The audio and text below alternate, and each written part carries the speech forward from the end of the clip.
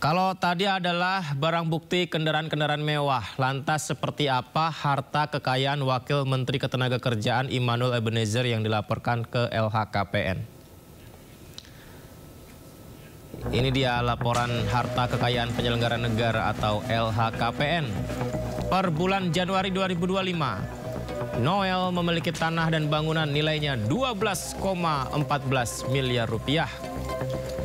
Alat transportasi 3,33 miliar rupiah. Harta bergerak lain nilainya 109 juta rupiah. Kemudian kas dan setara kas sebesar 2,02 miliar rupiah. Jadi pemirsa, total harta kekayaannya 17,62 miliar rupiah. Ini yang dilaporkan ke LHKPN, 17 miliar lebih.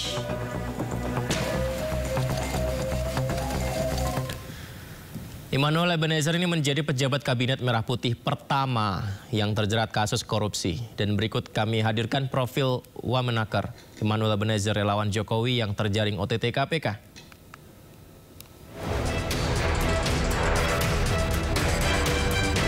Wakil Menteri Ketenagakerjaan Immanuel Ebenezer menjadi sorotan publik lantaran terjaring operasi tangkap tangan KPK terkait kasus pemerasan pengurusan sertifikasi keselamatan dan kesehatan kerja atau K3. Noel, sapaan Immanuel, merupakan salah satu politikus dan juga aktivis. Sebelum menduduki jabatan saat ini, Noel meniti karir sebagai aktivis Gerakan Mahasiswa Reformasi 1998. Ia ikut pergerakan untuk menjatuhkan Orde Baru.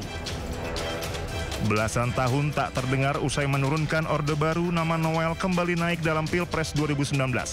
Pada 2019, Noel memimpin gerakan relawan dengan nama Jokowi Mania Nusantara, sebuah gerakan masyarakat yang sudah mendukung Jokowi sejak Pilpres 2014. Ia membawa Joman mendukung pasangan Jokowi Ma'ruf Amin di Pilpres 2019.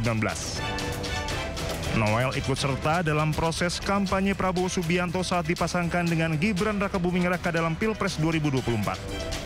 Kemenangan Prabowo dalam Pilpres 2024 membuat Prabowo memberi amanah sebagai Wakil Menteri Ketenagakerjaan.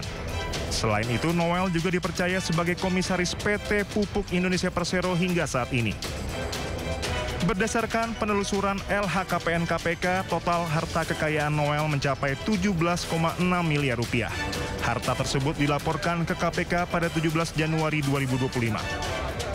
Kini Noel menjadi pejabat kabinet Merah Putih pertama yang terjerat kasus korupsi. Presiden Prabowo menyayangkan Noel yang terkena OTT karena sudah berkali-kali diminta menjaga semangat pemberantasan korupsi. Tim Liputan Anyus melaporkan.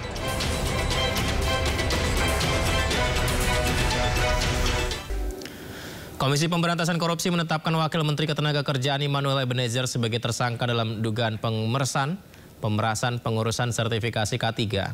Selain Immanuel, ada 10 orang lainnya yang juga ditetapkan sebagai tersangka. Inilah Wamenaker Immanuel Ebenezer turun dari tangga di dalam gedung KPK dengan rompi orange dan tangan di borgol, memberikan jempolnya kepada awak media dan sesekali memegang matanya saat menuruni tangga bersama 10 orang lainnya yang juga ditetapkan sebagai tersangka menuju konferensi pers KPK. Kita lihat mengusap mata dan kita lihat menangis. Ini dia pemirsa momen pada saat Wamenaker Immanuel Ebenezer menangis menuju ruang konferensi pers.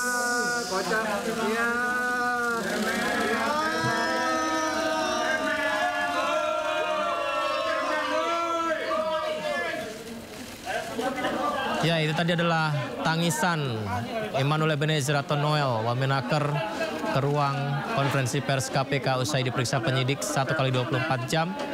Noel mengenakan rompi tersangka dengan 10 orang lainnya dalam kasus dugaan pemerasan sertifikasi keselamatan dan kesehatan kerja. Jadi pemirsa, dalam praktiknya pekerja atau buruh harus mengeluarkan biaya 6 juta rupiah dengan tekanan memperlambat, mempersulit atau tidak memproses sertifikasi K3 itu. Dan pemirsa, Wamenaker Noel diduga menerima aliran uang dari PJ K3 senilai 3 miliar rupiah di tahun 2024.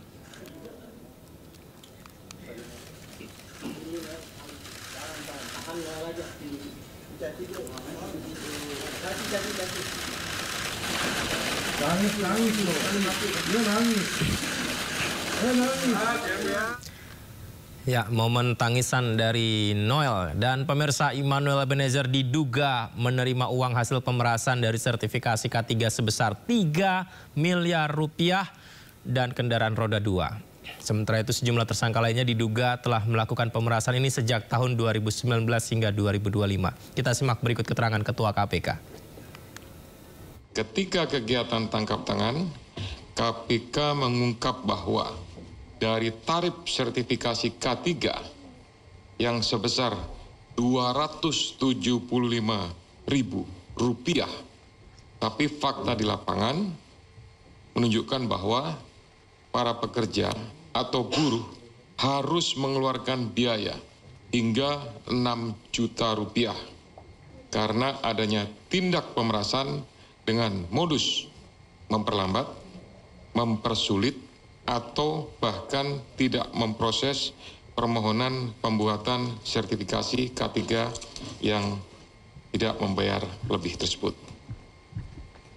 Biaya sebesar 6 juta ini 2 kali lipat dari rata-rata pendapatan atau upah atau UMR yang diterima para pekerja dan para buruh tersebut.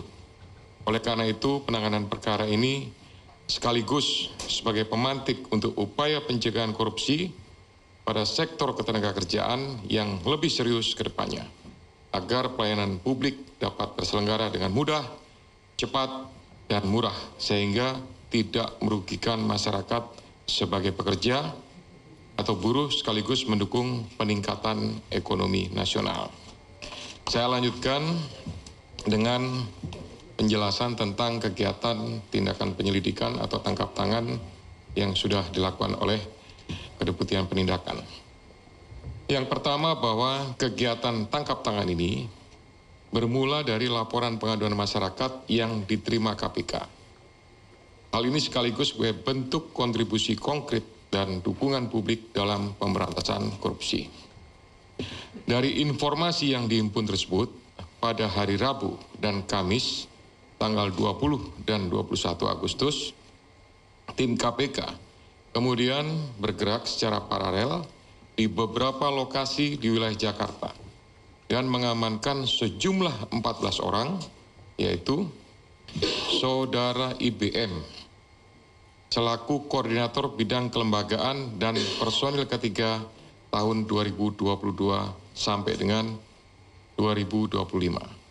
Kemudian GAH atau GAH, Koordinator Bidang Pengujian dan Evaluasi Kompetensi Keselamatan Kerja tahun 2022 sampai dengan saat ini.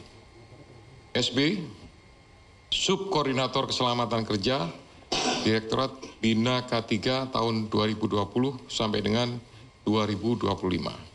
AK, Subkoordinator Kemitraan dan Personil Kesehatan Kerja tahun 2020 sampai dengan sekarang. IEG, Wakil Menteri Ketenagakerjaan tahun 2024 sampai dengan 2029. FRZ, selaku Dirjen Binwasnaker dan K3 pada atau sejak Maret 2025 sampai dengan sekarang. HS, Direktur Bina Kelembagaan tahun 2021 sampai dengan Februari 2025. SKP, Subkoordinator, kemudian SUP, Koordinator juga, kemudian ada TEM, ini adalah pihak PT, perusahaan jasa PT Chem Indonesia, kemudian MM dari perusahaan jasa juga PT Chem Indonesia, dan Direktur Bina Kelembagaan tahun 2021. Yang lainnya karena tidak terkait maka tidak dilakukan pemeriksaan. Selain itu, tim juga mengamankan barang bukti yang diduga terkait ataupun yang merupakan hasil dari tindak pidana ini, yaitu 15 unit kendaraan bermotor roda 4 dengan rincian 12 unit dari IBM, 1 unit dari SB, 1 unit kendaraan roda 4 dari SB, yang 12 unit tadi juga roda 4. Kemudian 1 unit roda 4 dari HS, 1 unit roda 4 dari GAH. Kemudian 7 unit kendaraan bermotor roda 2. 6 unit kendaraan roda 2 diamankan dari IBM dan 1 unit kendaraan roda 2 diamankan dari IEG. Kemudian ada juga uang tunai lebih kurang sekitar 170 juta dan ada 2.201 US dollar dan beberapa pecahan lainnya. Barang bukti tersebut dari pihak-pihak yang diamankan dalam kegiatan tangkap tangan ini jumlahnya cukup banyak dan mempunyai nilai yang cukup tinggi. Hal ini relevan bahwa praktik dugaan pemerasan ini sudah terjadi sejak beberapa periode waktu sebelumnya, diperkirakan dari tahun 2019 sampai dengan saat ini.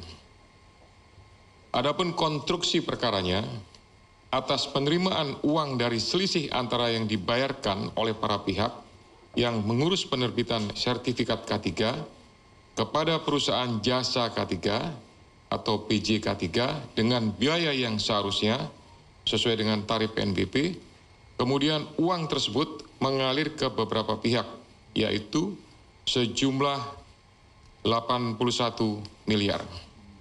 Dengan rincian nanti akan didetailkan. Pada tahun 2019 sampai dengan 2024, IBM diduga menerima aliran uang sejumlah 69 miliar melalui perantara. Uang tersebut selanjutnya digunakan untuk belanja, hiburan, DP rumah, setoran tunai kepada GAH, HS, dan beberapa pihak lainnya, serta digunakan untuk pembelian sejumlah aset seperti beberapa unit kendaraan roda 4 hingga penyertaan modal pada 3 perusahaan yang terafiliasi PJ K3. Kemudian GAH diduga menerima aliran uang sejumlah 3 miliar dalam kurun waktu 2020 sampai dengan 2025 yang berasal dari sejumlah transaksi, di antaranya setoran tunai mencapai 2,73 miliar, transfer dari IBM sebesar 317 juta, dan 2 perusahaan di bidang PJK3 dengan total 31,6 juta. Uang tersebut digunakan GAH untuk keperluan pribadi, dibelikan aset dalam bentuk pembelian 1 unit kendaraan roda 4 sekitar 500 juta, dan transfer kepada pihak lainnya senilai 2,53 miliar. Kemudian SP diduga menerima aliran dana sejumlah 3,5 miliar pada kurun waktu 2020 sampai dengan 2025 yang diterimanya dari sekitar 80 perusahaan di bidang PJK3. Uang tersebut digunakan untuk keperluan pribadi, diantaranya transfer ke pihak lain, belanja, hingga melakukan penarikan tunai sebesar 291 juta. Kemudian AK diduga menerima aliran dana sejumlah 5,5 miliar pada kurun waktu 2021 sampai dengan 2024 dari pihak perantara. Kemudian sejumlah uang tersebut mengalir kepada pihak penyelenggara negara, yaitu IEG sebesar 3 miliar pada bulan Desember 2024. Kemudian FAH dan HR sebesar 50 juta per minggu. HS lebih dari 1,5 miliar selama kurun waktu 2021 sampai dengan 2024, serta CFA berupa 1 unit kendaraan roda 4. Sehingga dalam perkara ini, pihak-pihak yang diduga menerima aliran uang dari PJK3 adalah IBM, kemudian GAH, SB, AK, IEG, FRZ, CFA, HS. KPK selanjutnya melakukan pemeriksaan secara intensif dan telah menemukan sekurang-kurangnya 2 alat bukti yang cukup.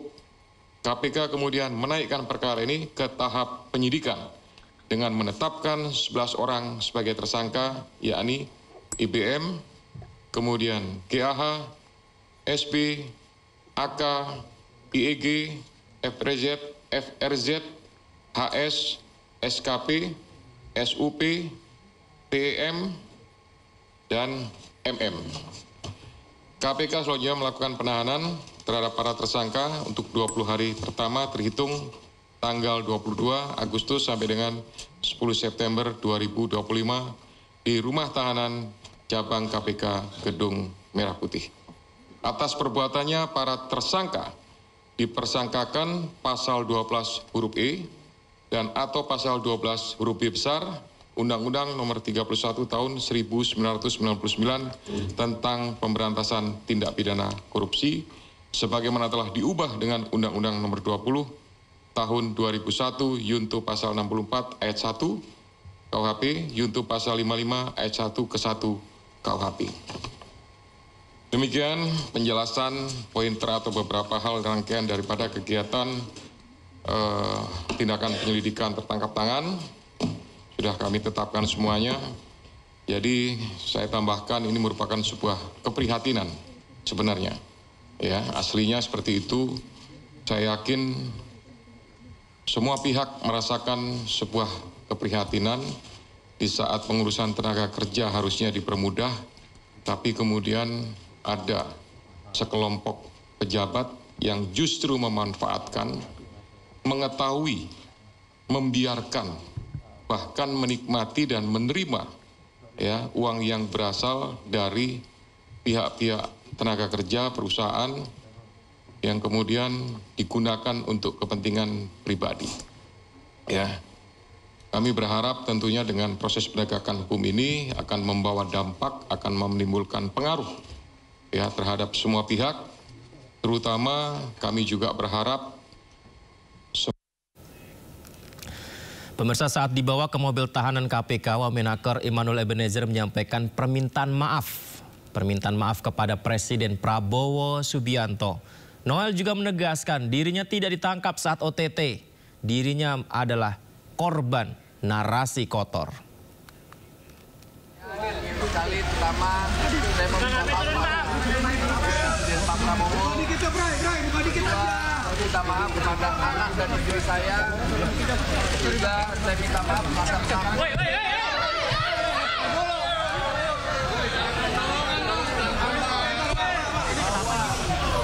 tidak di OTT.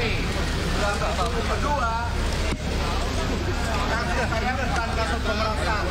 Narasi kedua tidak menjadi narasi yang kotor yang menggerakkan saya dan kawan-kawan yang bersama saya tidak ada sedikitpun kasus. Dalam OTT tersebut, petugas KPK menyita 22 kendaraan yang terdiri dari 15 kendaraan roda 4 dan 7 kendaraan roda 2 termasuk motor gede. Adapun ke-15 mobil yakni 1 unit Jeep Cherokee, 1 unit Suzuki Jimny, 2 unit Hyundai Palisade, 1 unit Hyundai Stargazer, 1 unit Pajero Sport, 2 unit Mitsubishi Expander. Ada juga 3 unit Honda CR-V, Nissan GT-R, Corolla Cross, Toyota Hilux, serta BMW 330i.